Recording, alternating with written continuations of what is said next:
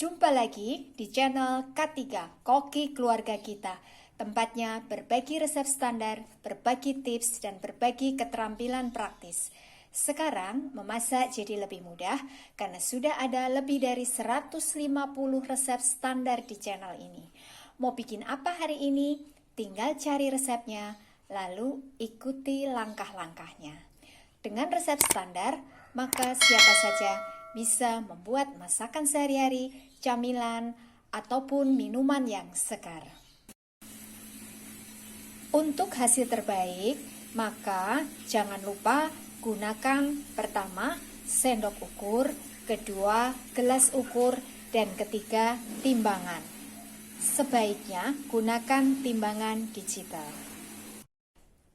Kali ini saya ingin membagikan resep standar cara membuat martabak mini yang empuk dan seratnya sampai ke permukaan.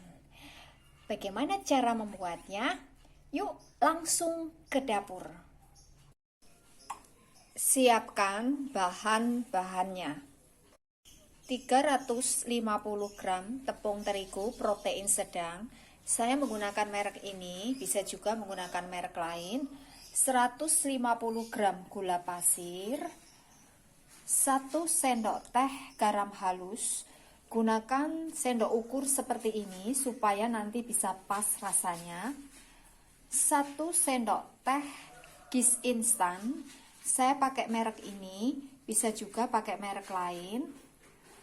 1 sendok teh baking powder, 2 butir telur ayam ukuran sedang, kurang lebih 125 gram beratnya, 50 gram margarin, ini kita cairkan, kemudian kita biarkan sampai dingin. 400 ml air. Kemudian untuk toppingnya, ini sesuai dengan selera kita masing-masing. Kita bisa menggunakan meses, coklat blok yang diparut, keju, kacang ataupun selai ya. Kemudian susu kental manis dan sedikit gula pasir untuk taburan di atasnya. Langkah pertama, campur tepung terigu, gula pasir, dan gisnya ya. Lalu ini kita aduk sampai betul-betul rata ya. Terutama gisnya ini harus tercampur rata dengan terigunya supaya nanti tidak bergerindil saat kita masukkan airnya. Setelah tercampur rata, masukkan sedikit demi sedikit airnya sambil kita aduk ya. Aduk sampai gulanya larut ya, sampai adonannya ini licin. Kemudian tambahkan telurnya. Ini kita aduk sampai betul-betul tercampur rata. Pastikan adonannya jadi halus ya. Jadi ini kita aduk terus sampai adonannya halus. Jangan sampai ada yang bergerindil. Kemudian setelah adonannya halus, kita diamkan kurang lebih 30 menit. Setelah kita diamkan kurang lebih 30 hingga 45 menit, masukkan garamnya, juga margarinnya ya, sedikit demi sedikit sambil kita aduk sampai rata.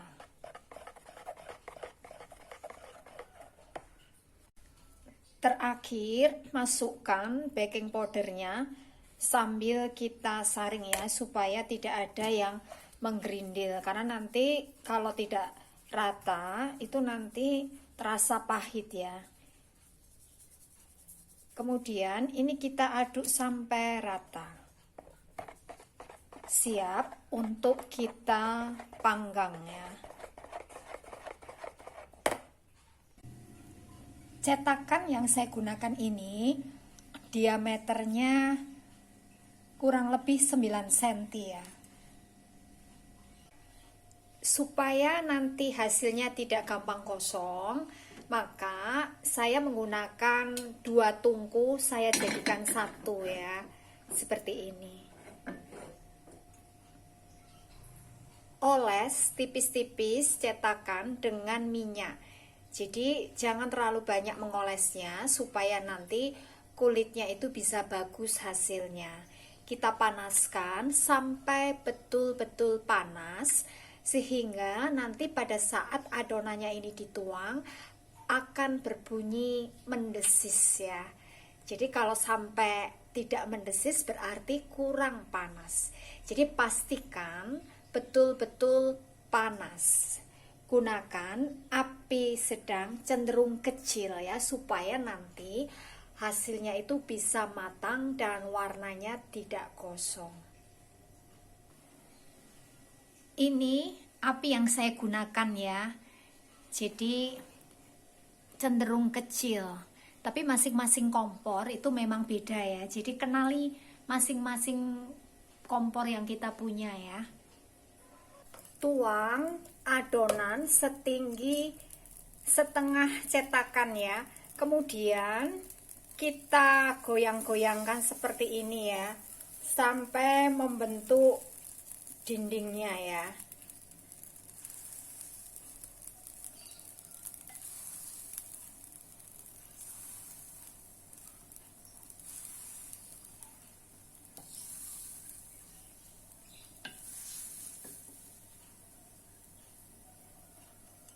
Nah, seperti ini ya.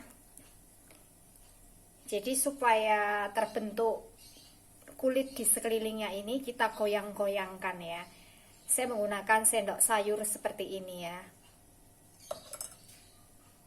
Atau bisa juga setelah adonan dituang seperti ini, langsung kita goyang-goyangkan ya. Jadi senyaman kita. Apapun caranya, yang penting sekelilingnya ini bisa membentuk dinding ya. Biarkan sampai permukaannya berlubang-lubang ya. Setelah permukaannya berlubang-lubang seperti ini, maka saatnya kita topping ya. Kita taburi dengan sedikit gula pasir, kemudian kita taburi dengan meses atau keju atau sesuai selera kita. Baru kemudian kita tambahkan susu kental manisnya.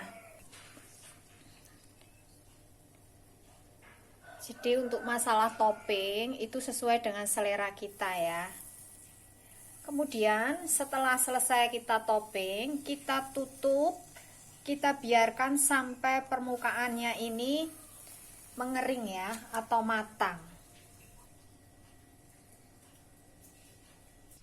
Nah, kalau permukaannya sudah kering seperti ini dan pinggirnya sudah mengelupas seperti ini, kita angkat ya dengan menggunakan sotel ya, sotel kecil ini.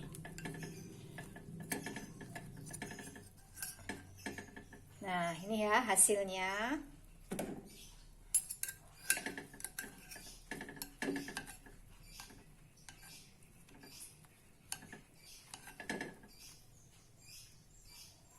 Lakukan sampai semuanya selesai.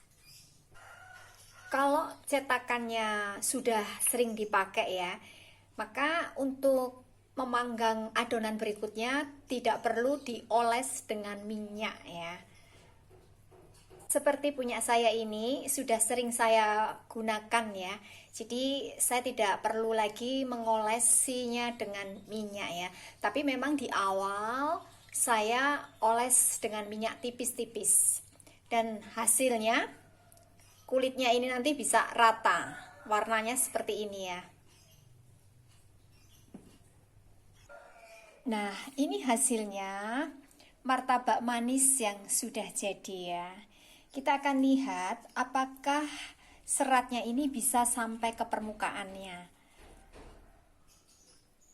Ini yang sudah saya iris dan hasilnya seratnya sampai ke permukaan.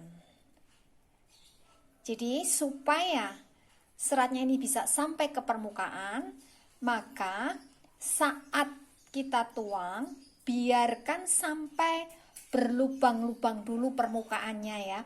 Baru nanti kita topping dan ditutup. Kalau kita tutup sebelum berlubang-lubang, maka nanti hasilnya tidak bisa berserat sampai ke permukaan. Jadi memang ada triknya supaya seratnya itu bisa bagus. Satu resep bisa jadi kurang lebih 17 ya.